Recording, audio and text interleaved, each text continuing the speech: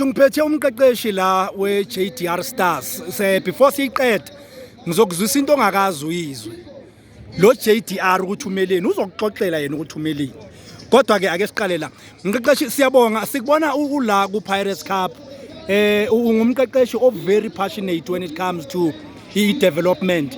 Is it your first day today or you've been here since the tournament iqalile? No, I was here day before yesterday when my boys were playing the first 3 games where they advanced to the game today. So I have been here. This is my second day. And so far, apart from your boys, the tournament uyibona kanjani? No, quite competitive, and I think it's a good initiative for these youngsters. They're getting exposed to an organized tournament. I think credit to Orlando Pirates for doing this tournament. And mostly because it's focused on the under-21s.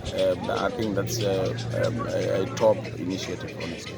And coach, you're talking about the under-21s. We've seen you previously having the likes of Abo Banele Hlophe from Northwest University umnikeza i-opportunity. We have seen intwana ezincane kakhulu lapha ku-JDR Stars getting opportunity before befike esigabeni esiphezulu. Surely namanje you've got some boys obabonile ukuthi you know what, so and so, maybe if I can get this boy, I can take it further from here.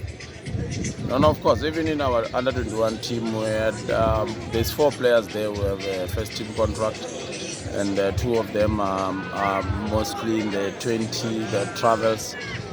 Promise Morales I played against Kruger in our last game. So we do give the youngsters chances, and from the whole tournament, there are those that we have seen from the other teams, which will then make inquiries, and hopefully they are free and we're able to sign them. I'm one coach that believes in the youngsters. I want to make names myself. I don't want the players with names. I prefer to make my own names. And coach, JDR Stars ku-Mutsipe Foundation uthi izophela kanjani coach? Iyophela uhleli kuphi? Honestly speaking, still a long way to go. 4 games, it's a lot of points. If you check the last 4 games in the Mutsipe Foundation, you realize that teams are not winning.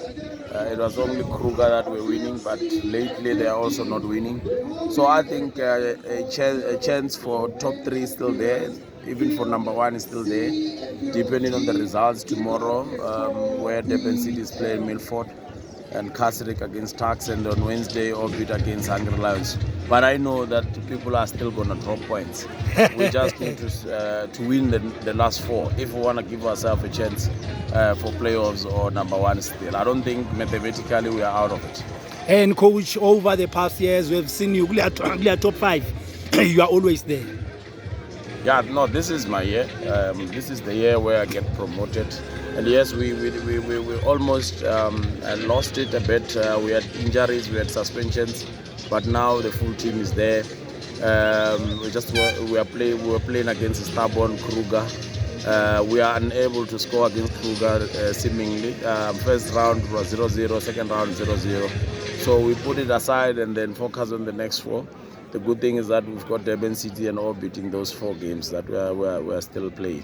Mqeqeshi okugcina lo JDR umeleni khona umfowethu lapha uBafana uMosman eshothi hey ndoda angeke ngize ngikutshele ngiyofika sengimtshela ke manje ukuthi hayi sengizwile mina ngomqeqeshi ukuthi uJDR lo umeleni. JDR Stars, JDR stands for the initials of my first 2 kids. It's Junior Donald, which is my son. Okay, Junior Donald. Yeah, and Rolibuwa, my firstborn daughter. Yeah, and the VN on the side is the lastborn, Vicky Nemasisi. Oh, manje ufike yena seyikhona manje kwamela ukuthi sithole indlela ukuthi simfaka kanjani. Correctly, yeah, she was complaining a lot and we could not change the name of the team. So we had to create something and say you are addressing the team. So yeah, case closed. Coach, ngiyabonga kakhulu ngesikhathi sakho yize ngihijackile. Siyabonga kakhulu baba.